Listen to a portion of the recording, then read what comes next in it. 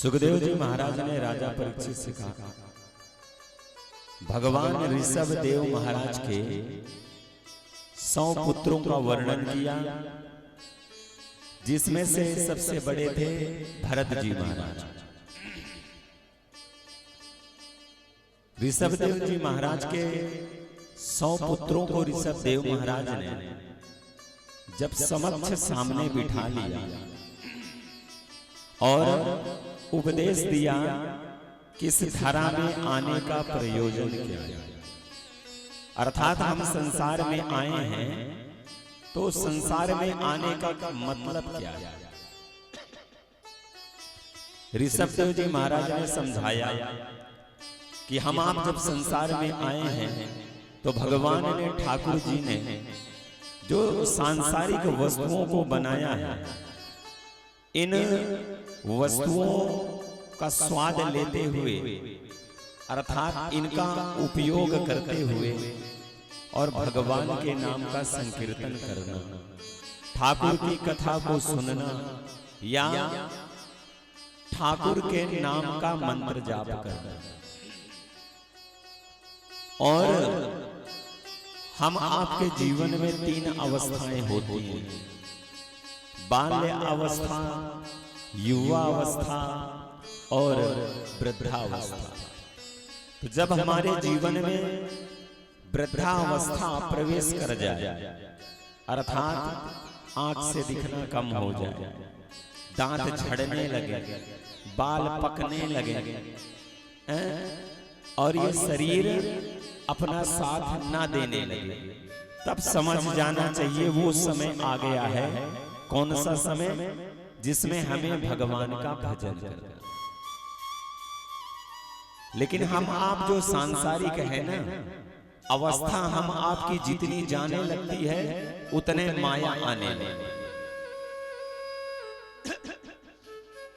पहले तो विवाह होगा, पुत्र होगा तो पुत्र के लिए करेंगे, पुत्र बड़ा हो गया उसका विवाह हो गया, नाती पंती हो गए उनके लिए करने लगे। जैसे सारे जग का ठेका हमने ले लिया। हकीकत में जब हम आप वृद्धावस्था की तरफ ढलते हैं ना, तब ज्यादा माया से। भरत जी महाराज को भी माया सताई। ऋषभ देव जी महाराज ने कहा भैया जाओ भजन करो, जंगल चले जाओ, लेकिन भरत जी ने कहा ना महाराज, पिताजी जंगल जाने के लिए ये शरीर नहीं मिला। तब ऋषभ देव जी महाराज ने कहा भैया फिर ये शरीर क्यों मिला? भरत जी ने कहा मुझे राजा बनना है, राजपाट करना है। ऋषभ देव जी महाराज ने कहा ठीक है भैया राजा बन जाओ, और भरत महाराज को राजा बना और स्वयं भगवान की प्राप्ति के लिए जंगल चले गए। बहुत वर्षों तक भरत जी महाराज ने राजपाट का भोग किया। राजपाट का भोग करने के बाद जब वृद्धावस्था आई और संतों ने कहा कि राजन अब तो छोड़ दो माया, भाई पिताजी के दिए गए आपने कार्य को पूर्ण किया, अर्थात आपने राजपाट किया। अब आपका समय आ गया है कि आप एक काम करो, आप कहां जाओ? आप जंगल में जाओ और भगवान के नाम का मंत्र का जाप करो और ठाकुर जी की प्राप्ति करो। महाराज संत की बात को मान करके जड़ भरत जी गए। भरत जी गए और महाराज भरत जी गए तो नेपाल में गंडकी नदी के किनारे आसन लगाया और आसन लगा करके भजन करने लगे। लेकिन ठाकुर जी का भजन इतना सरल नहीं है। आप जब भजन करोगे ना तो ठाकुर जी आपकी परीक्षा ले। भक्त की भगवान अवश्य परीक्षा लेता है। यदि आप अभक्त हो तो भगवान काय को परीक्षा ले। यदि आप भक्त हैं तो भगवान परीक्षा लेंगे।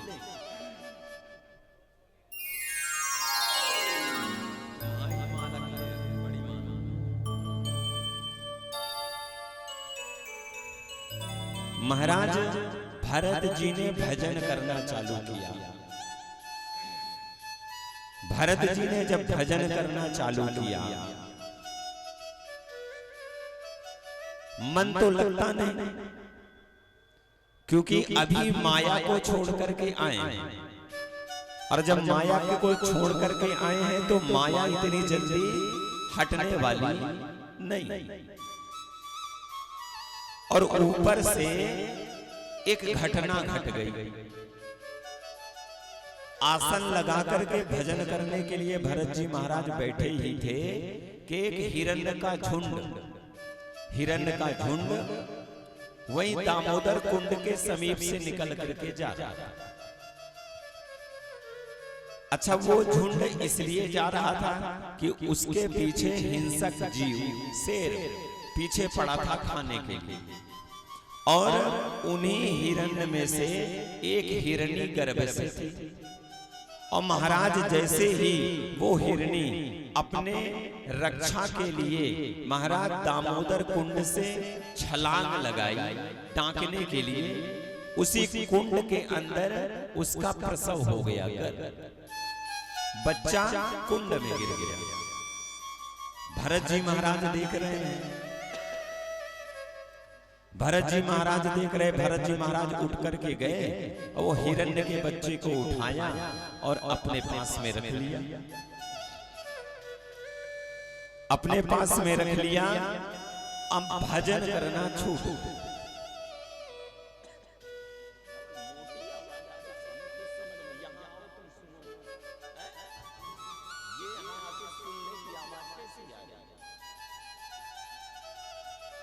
और महाराज हम आपको बताएं, गए थे भजन करने,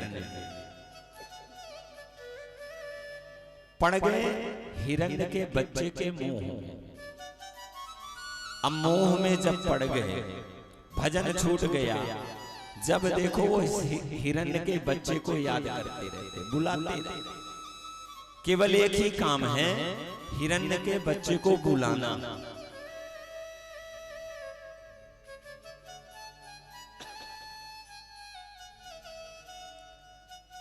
महाराज एक दिन ऐसा समय आया कि पुनः वो झुंड हिरण्य का वापस आया। और जैसे वापस वो झुंड आया तो वो हिरण्य का बच्चा अपने झुंड के साथ में होकर के चला। अब भरत जी महाराज का मन ही नहीं लग रहा। आए थे भजन करने, हिरण्य के बच्चे के प्रेम में इतने पागल हो गए कि अब उसके प्रेम में चारों तरफ जंगल में भ्रमण करने लगे। मेरा वो बच्चा कहाँ है, मेरा वो बच्चा कहाँ है, मेरा वो बच्चा कहाँ है।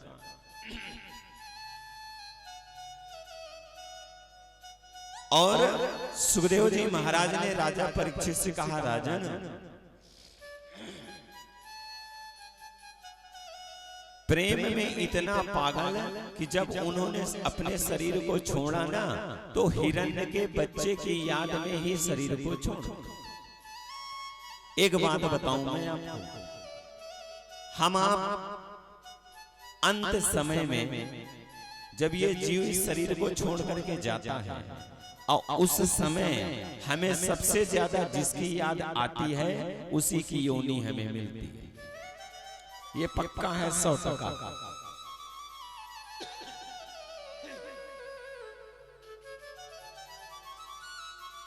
भरत जी महाराज को हिरण्य की योनि मिली, और जब हिरण्य की योनि मिली तब पता चला कि मुझसे गलती हो गई,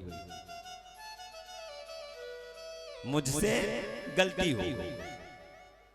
अब भगवान से बार बार प्रार्थना करते कि प्रभु आप इस योनि से मुझे जल्दी मुक्ति दें और मुझे जल्दी पुनः मानव योनि दें, क्योंकि मैं आपका भजन करना चाहता हूं।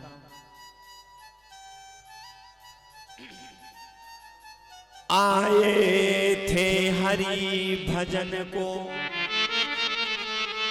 कूटन लगे कपार। संतों के कहने पर भजन करने के लिए आए थे और योनि मिल गई किसकी? हिरण्य। अब महाराज हिरण्य की योनि में भजन कर रहे। हिरण्य की योनि में जब भजन करना प्रारंभ किया, ठाकुर जी की कृपा हुई, तब किया क्या? पुनः मानो योनि मिली, लेकिन इस बार पता है कि मुझे करना क्या है। इस बार पता है कि मुझे करना क्या है। तब क्या बन गए? जड़ बन गए। जड़ बन गए, मूर्ख। पिताजी पढ़ाते, बच्चा पढ़ता ही नहीं। पिताजी कुछ याद करने के लिए कहते तो बच्चा याद ही नहीं करता। जवान हो गए, कोई काम काज करना नहीं है। भाई और भाभियां ताना देने लगे कि कोई काम करता नहीं, बस खाने को है, केवल खाता है, कोई काम करता नहीं।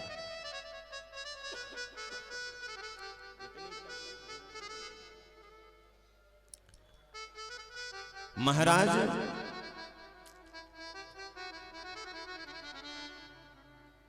भरत जी महाराज जब जड़ भरत बन गए ना,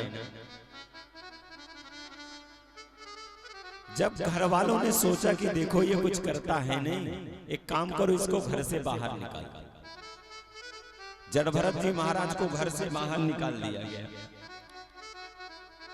जड़ भरत जी महाराज को जब घर से बाहर निकाल दिया गया तो जड़ भरत जी महाराज रास्ते से जा रहे थे और उसी रास्ते से रहुगण नाम का एक राजा विशाल सेना लेकर के आया।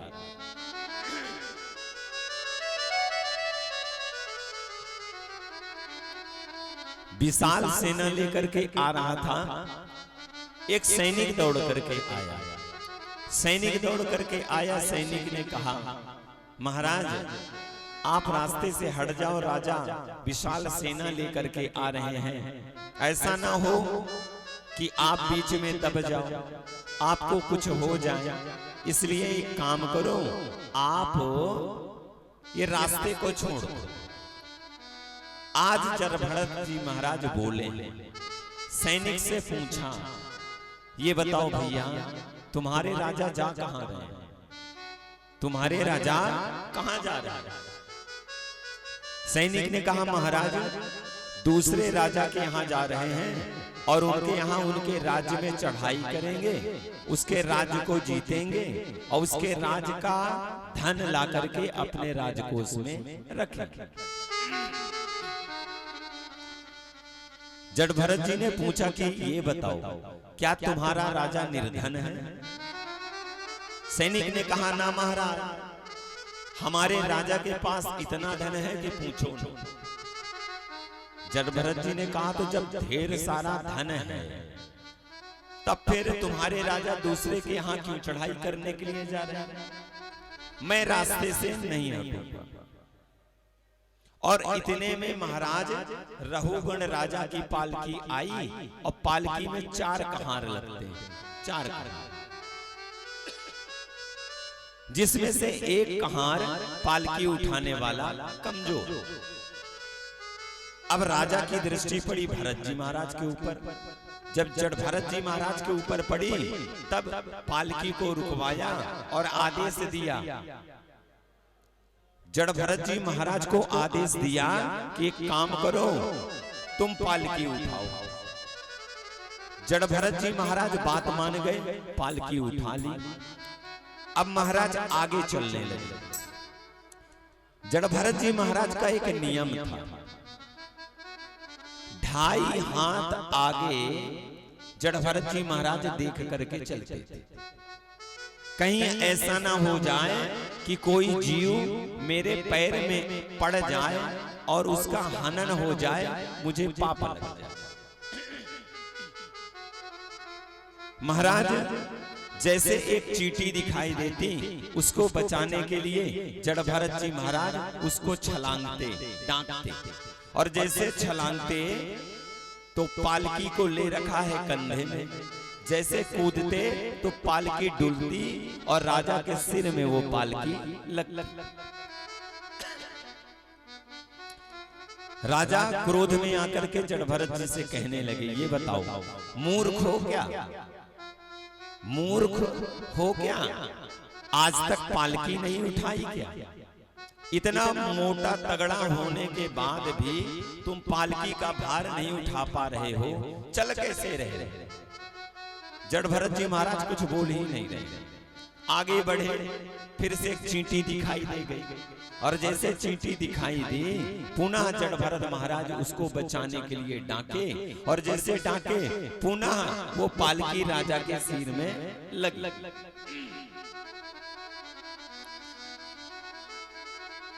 आज रघुगण राजा ने कहा जड़भरत से कि पालकी रोको,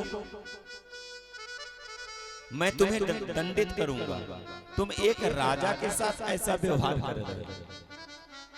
अब जड़भरत जी महाराज ने कंधे में पालकी ले रखी और रघुगण राजा को समझाने लगे, महाराज आप कहां व्यर्थ की बातों में पड़े, आप कहां व्यर्थ की बातों में पड़े हो? ये जो ये शरीर है ना आपने दिया ना हमने दिए, परमात्मा की देन है और इसका एक स्वभाव है, ये कर पाता है कि नहीं कर पाता, ये इसका स्वभाव है। अच्छा आप देखो, कोई व्यक्ति आपको पतला दिखाई देगा जैसे हम, कोई व्यक्ति मोटा तगड़ा दिखाई देगा जैसे देखो हमारा वो चैनल चलाने वाला जो देव चौरसिया पाली का बच्चा, कोई मोटा दिखाई देगा, कोई दुबला दिखाई देगा, कोई छोटा दिखाई देगा, कोई बड़ा दिखाई देगा। ये शारीरिक स्वभाव होता है, शारीरिक गुण होता है। आप सोचो कि बापूजी पतले हैं, घी पिला दो और बापूजी मोटे हो जाएं, इम्पॉसिबल। ये शरीर का स्वभाव है। जरा भरत जी ने कहा आप शरीर के मोह में, ये सांसारिक मोह में राजा जो पड़े हुए हैं ना, ये गलत है, ये गलत है। आप जो ये शारीरिक देहाभास में पड़े हुए हैं, ये शारीरिक ये सांसारिक जो माया के प्रलोभन में पड़े हुए हैं, ये सब व्यर्थ है। ये संसार में जब आए हैं ना, तो हमें सांसारिक वस्तुओं के प्रलोभन में नहीं पड़ना, अर्थात माया में नहीं पड़ना। पड़ना ही है तो हमें काम करना है, हमें मायाधिपति के चरणों में पड़ना। इसको संवारने से कुछ होने वाला नहीं। और हकीकत में सबसे ज्यादा हम आप किसको मानते हैं? हम आप किसको सबसे ज्यादा मानते हैं? शरीर को। पता नहीं बाल्य अवस्था से वृद्धावस्था के बीच में कितने लाख रुपए की शैम्पू लगा डालते, पाउडर लगा डालते, क्रीम लगा डालते, साबुन लगा डालते, परफ्यूम लगा डालते, पता ही नहीं। और फिर प्रतिदिन शरीर को देखते हैं कि नहीं देखते शीशे में प्रतिदिन, और जब देखते हैं तो हम आपका जो मुखार बिंद है या काया है चेंज होता है ना, ज्यों कहते हैं। हाँ थोड़ा पाउडर ज्यादा हो गया तो काले से थोड़ा सफेद हो जाओगे, उसके बाद कुछ नहीं होना। और शायद कपड़े से मुख को पोंछ दिया तो पाउडर झड़ गया। भाई मुख को कपड़े से पोंछ दोगे तो पाउडर झड़ा, और झड़ गया तो ज्यों का त्यों सामने। आजकल जब विवाह होता है ना, विवाह तो कहीं बच्ची कहाँ गई है? कहीं सजने के लिए गई है, सजने। अच्छा ये बताओ, शादी में तो सज लोगे और सजने में 5 घंटा लगना। कितना? 5 घंटा। और 5 घंटे के अंदर 25,000 रुपया चला जाए।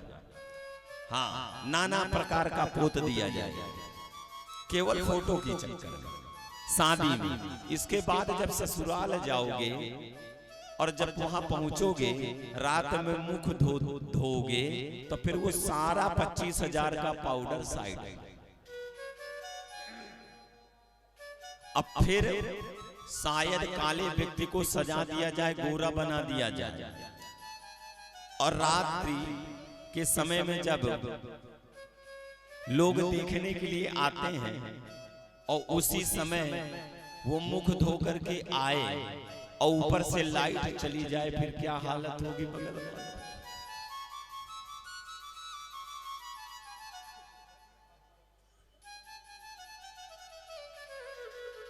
ये शारीरिक स्वभाव है, शारीरिक गुण है, गोरा होना, काला होना, सांवला होना, मोटा होना, पतला होना।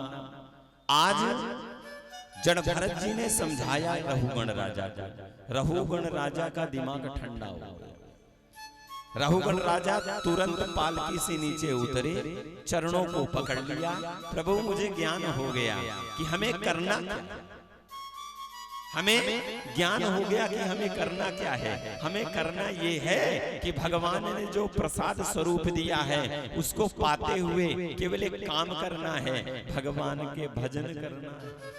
और जब चौथापन आ जाए तो सांसारिक वस्तुओं का त्याग कर देना है और केवल एक काम करना है, भगवान का भजन करना है। जिसकी लागी रे लगन भगवान में, हो जिसकी लागी रे लगन भगवान में, उसका दिया तो जलेगा तूफान में। जिसकी लागी रे लगन भगवान में, उसका दिया तो जलेगा तूफान में। जिसकी लागी रे लगन भगवान में, उसका दिया तो जलेगा तूफान में। जिसकी लागी रे लगन भगवान में, उसका दिया तो जलेगा तूफान में। जय हो।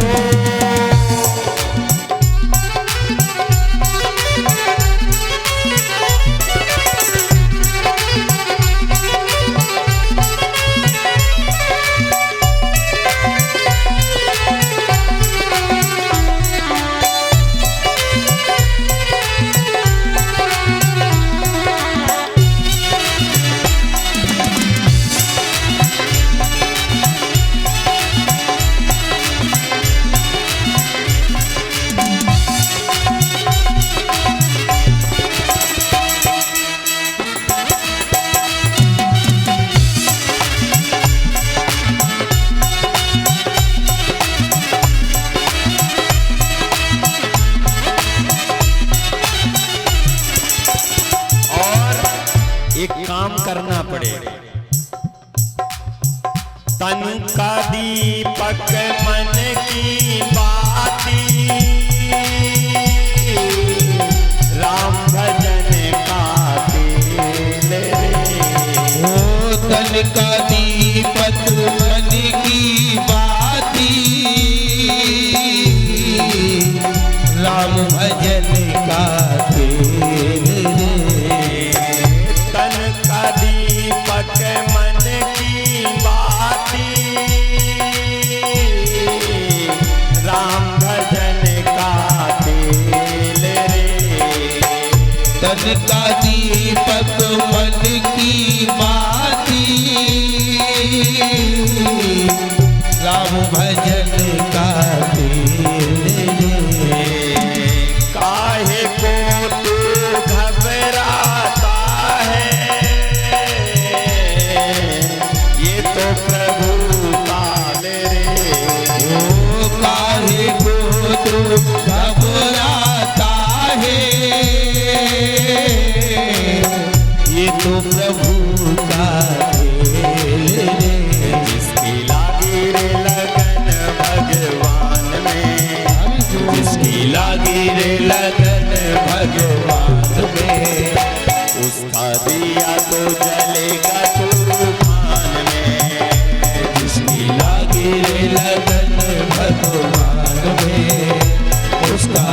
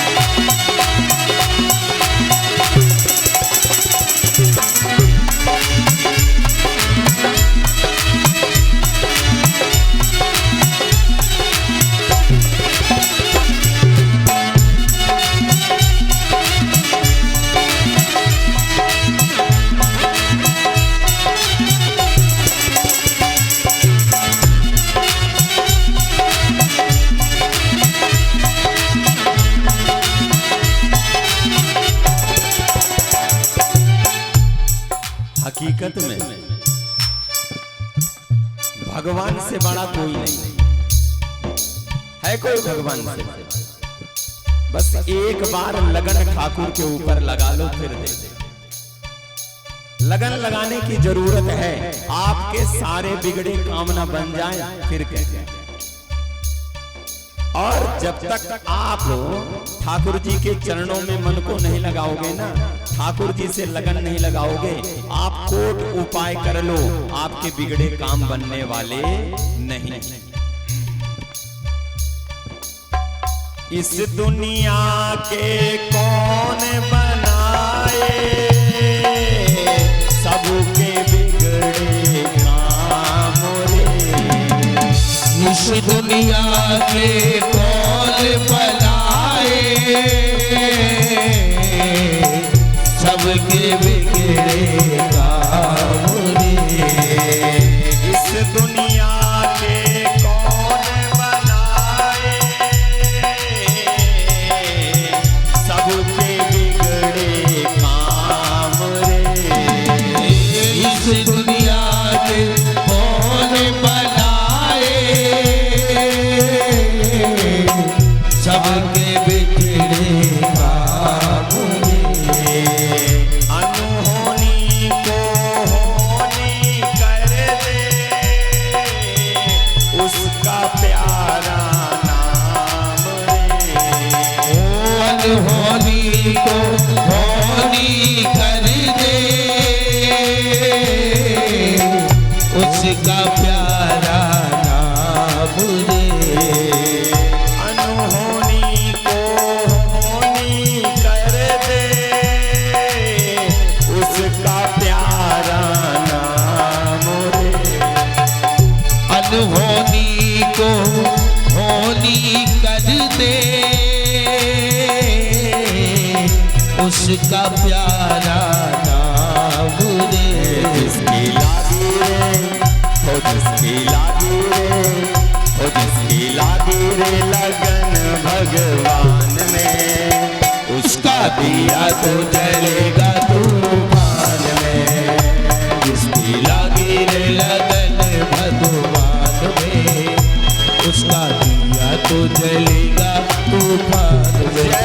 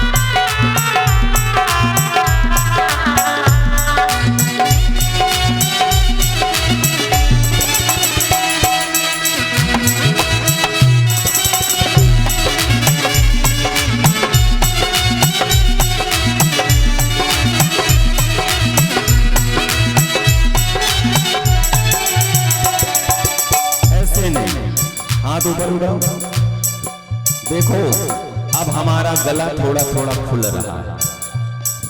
जितना आप लोग मेहनत करोगे हमारा गला अपने आप खुल जाएगा, और गला खुला तो कथा अपने आप दिमाग में आने लगेगी।